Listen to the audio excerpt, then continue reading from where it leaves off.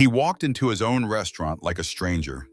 Darius Ellington, a man in his 30s with sharp eyes that carried more silence than words, pulled the brim of his cap lower and tugged the sleeves of his worn hoodie over his hands. The neon sign above the door still read Ellie's Grill in warm green and yellow. But tonight it didn't feel like home. They say if you want to know the truth about a place, watch how people treat someone they think is powerless.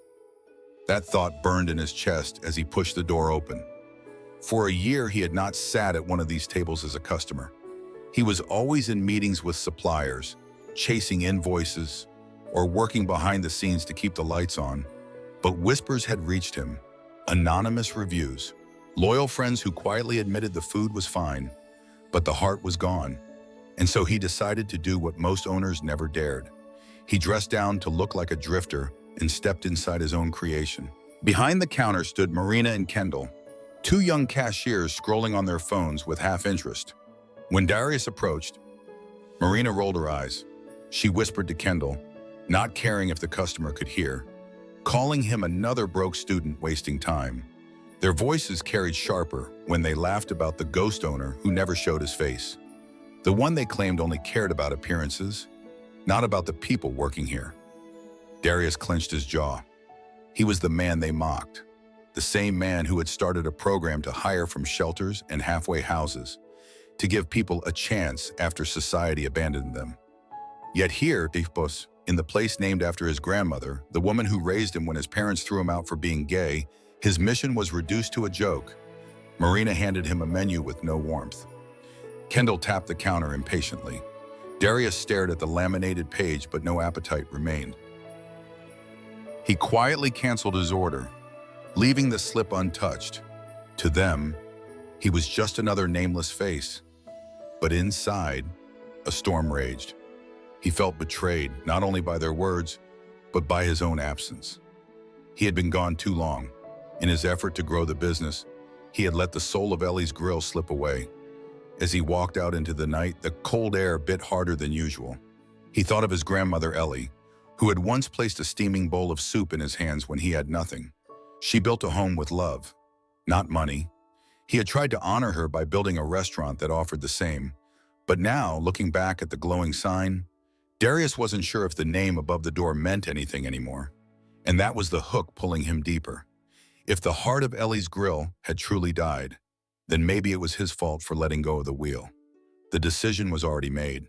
Tomorrow, his staff would face him, not the silent stranger in the hoodie, but the man who carried Ellie's legacy. Tonight, though, he carried only the weight of disappointment. This was not just about food. This was about dignity, about respect, about keeping alive the only inheritance his grandmother ever left him, the belief that everyone deserves a seat at the table.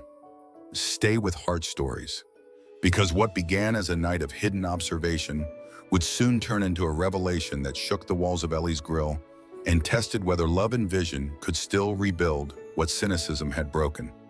And maybe the lesson here is that absence creates emptiness faster than failure ever could. If you don't stand close to what you love, you might return one day and find it no longer recognizes you. The alley behind Ellie's Grill was damp, carrying the smell of old grease mixed with rain. Darius leaned against the brick wall, hoodie pulled tight, unsure if he was ready to leave. But then voices spilled out through the cracked back door. It wasn't laughter this time. It was Reggie. Reggie's voice carried the kind of weight only earned in a kitchen firm. Tired, but anchored in pride. "You can joke all you want," he said, but this place was built on more than tips and orders. Mr. Ellington started with $200 and a smoker in his backyard. He gave people jobs when nobody else would. That matters. Kendall snorted, the sound echoing against the stainless steel. "Come on, Reggie. The guy's never here. We carry this place while he hides. Who cares about some sob story from years ago?" Reggie didn't flinch. "I care, and so do the people he helped. You wouldn't even be here if he hadn't pushed to hire folks like us. I remember when the first paycheck I got from Ellie's Grill meant groceries for my daughter. That's not something I forget." From the shadows, Darius felt his throat tighten. Reggie had no idea the man in the hoodie just outside was the very owner he defended. Every word struck deeper than the insults earlier, because this was loyalty unbought, loyalty built on memory and gratitude. He realized how long he had been absent. Months of supplier meetings, contract negotiations, expansion plans. In chasing growth, he had left behind the heartbeat of the grill. Reggie was fighting to keep alive what Darius had once promised, a place that gave second chances, and the others were letting it rot into just another diner. Pulling out his phone, Darius typed a message to the entire staff. A mandatory meeting tomorrow morning. No excuses, no delays. He stared at the glowing screen before pressing send, his reflection faint in the glass, like a stranger trapped inside his own device. That night, back in his small apartment, Darius spread papers across the table, old photographs of his grandmother Ellie smiling with her arms around him. Clippings from the local paper that once celebrated the grill as a symbol of community. His hands trembled as he wrote a new statement of purpose. Ellie's Grill does not simply serve meals. We offer dignity to those who have been denied it.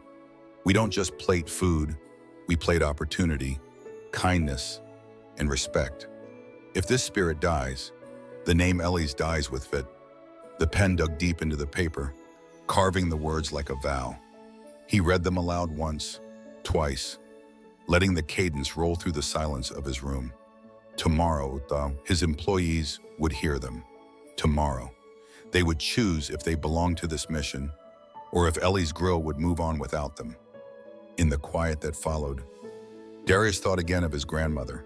She had never owned property, never sat on a board, never wore anything more expensive than a thrift store dress. Yet she had raised him when his parents cast him aside for being gay. She gave him more than shelter. She gave him the courage to exist. If Ellie could offer so much with so little, what excuse did he have now? The paper with his words lay at the center of the table, surrounded by memories and shadows. Outside, the city hummed without pause. But inside, one man was preparing to reignite the flame of a place that had nearly gone cold. Sometimes it isn't betrayal from others that breaks what we build. It is the quiet neglect of our own absence. And if we want something to carry our name with honor, we must be willing to stand close enough to protect it, to guide it, and to remind others why it matters. Morning light spilled across the windows of Ellie's Grill, golden against the dust that lingered in the corners. Chairs scraped as employees filed in, whispering, eyes heavy with suspicion. They had all received the same late-night message: mandatory meeting. The tension inside was different from the usual rhythm of prep and chatter. This time, the air held silence. Then the door opened, and Darius stepped inside, no longer hidden under a hoodie. He wore a dark blazer, crisp shirt, and a face carved with determination. The room froze. Marina's lips parted, recognition dawning. Kendall stiffened, his hand halfway to his pocket. The man they had mocked last night was now unmistakably their boss. Darius did not raise his voice. He didn't need to. I was here yesterday, he began. The words landed heavy. I heard the laughter. I heard the contempt. I heard Ellie's Grill spoken of like a joke. No one moved. Marina's eyes darted to the floor, cheeks pale. Kendall swallowed, gripping the back of a chair. Darius walked further into the room, each step slow, measured. This place bears my grandmother's name. Ellie raised me when my own parents refused to. She gave me a bed, a warm meal, and dignity when the world said I wasn't worth it. I was a child, abandoned because I was gay. She taught me what love meant, not through words, but through action. He paused, his gaze sweeping over the room. Ellie's Grill was built to reflect that. A place where people who had been discarded could come and find not just work, but a sense of belonging. Not perfection, not charity, belonging. The silence deepened. Marina's breathing was shallow. Kendall shifted uncomfortably. Reggie, standing by the counter, straightened with quiet pride, as if those words vindicated him. Darius laid a folded sheet of paper on the table. I stayed away too long. That is my fault. But what I heard yesterday, his voice tightened, raw at the edges. It betrayed everything Ellie's grill was meant to stand for. He looked directly at the staff. This is not about me. It's about the soul of this place. If you are here only for a paycheck, take it with respect and walk away. No shame in leaving. But if you remain, it must be because you believe in more than wages. It must be because you believe in the dignity of every person who walks through that door. The weight of choice settled over the room. Marina's face burned with guilt, but her jaw clenched, unwilling to meet his eyes. Kendall shifted between shame and anger, his silence louder than any protest. Reggie nodded once, a gesture of quiet solidarity. Darius did not linger. He turned toward the office, his steps steady. Behind him, no one spoke. The employees stood caught between the reflection of their actions and the challenge laid before them. As the door closed, the room seemed smaller. Marina rubbed her temples.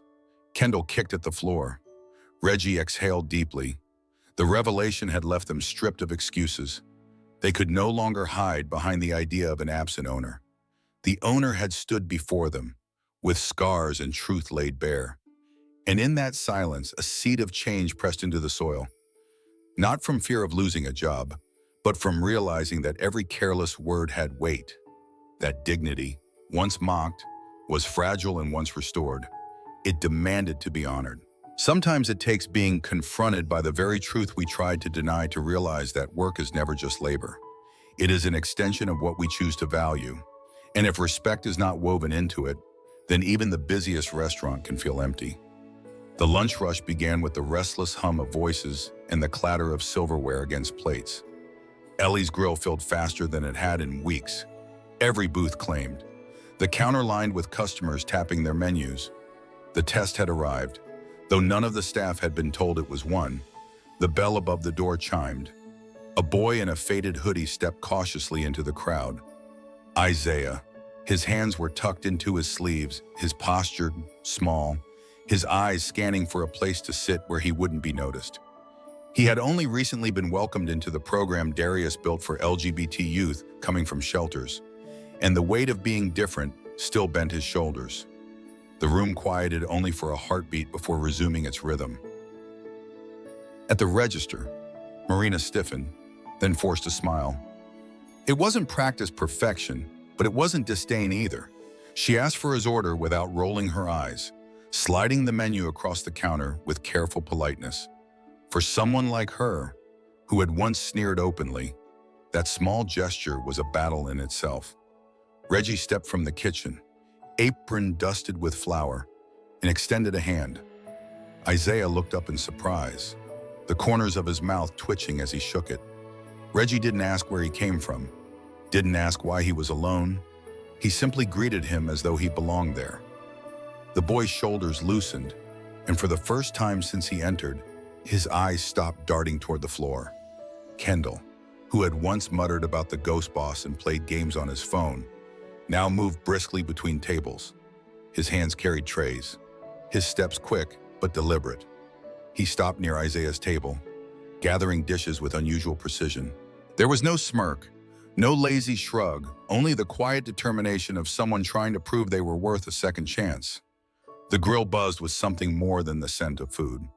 Customers leaned in, conversations softer, noticing the warmth threading through the air. For weeks they had complained of indifference, of a coldness that no seasoning could mask.